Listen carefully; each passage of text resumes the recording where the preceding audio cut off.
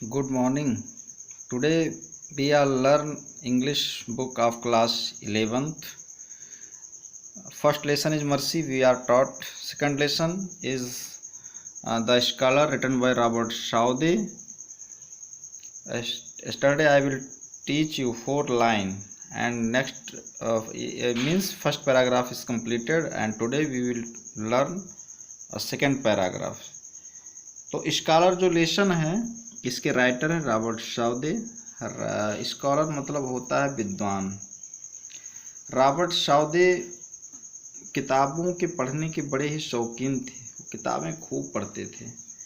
उनका विश्वास था, उनका मानना था कि बुक ही सच्चा फ्रेंड है, सच्चा मित्र है और इसको पढ़ने से इसके अंदर हमको अपने सभी समस्याओं का समाधान इसी में मिलता है, इसी में दिखता है, बाकी और कहीं नहीं मिलता है।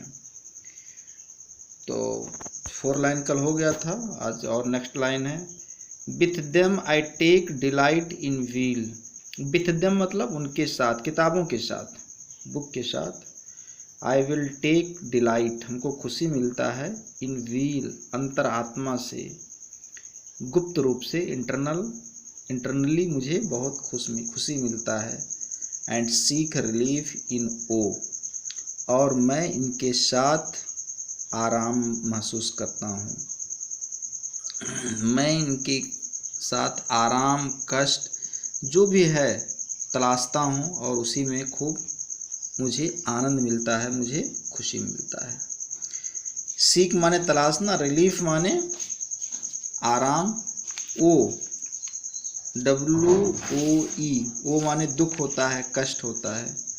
इसी में जो भी मुझे अगर दुख है या कष्ट है, जो कुछ भी है मैं इसी में तलाशता हूँ, इसी में मुझे खूब आनंद मिलता है।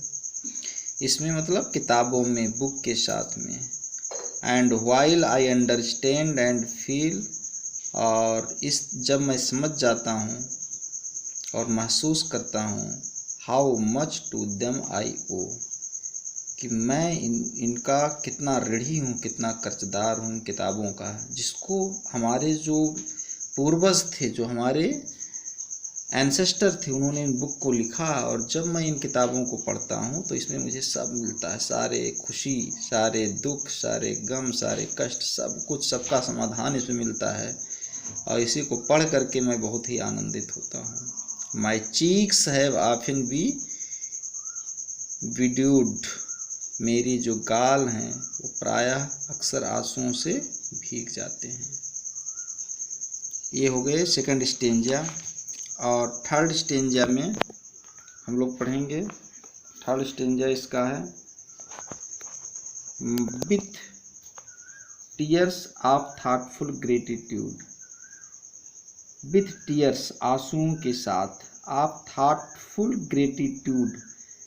हार्टफुल ग्रेटिट्यूड एक ही में मानकर चलेंगे तो मैं उनका बहुत ही कृतज्ञ हूँ, बहुत ही शुक्रगुजार हूँ, बहुत ही एहसानमंद हूँ उन राइटरों का जिन्होंने ऐसे बुक्स को लिखा है।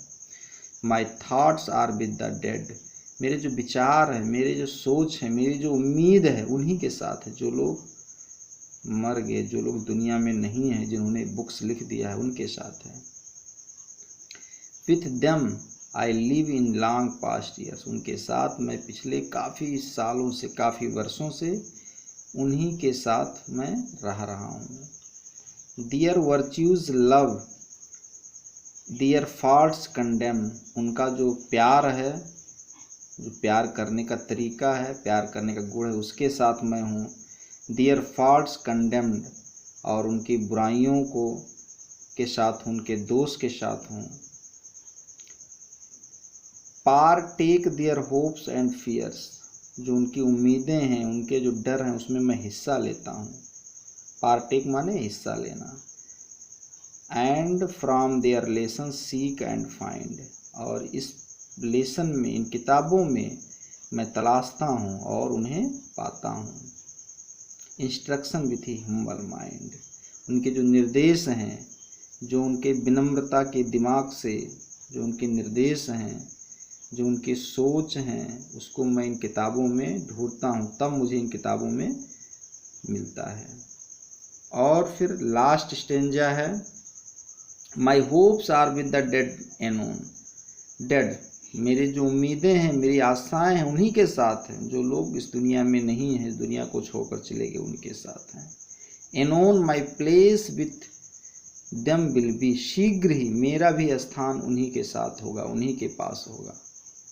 And I with them shall travel on through all futurity, भविष्य में, फ्यूटरिटी मतलब भविष्य में, फॉर फ्यूचर, मैं भी उन्हीं के साथ यात्रा करूँगा, जहाँ भी वो होंगे मैं उन्हीं के साथ रहूँगा, उन्हीं के सोच, उन्हीं के विचार, उन्हीं के उम्मीदों के साथ मैं भी आगे बढ़ूँगा।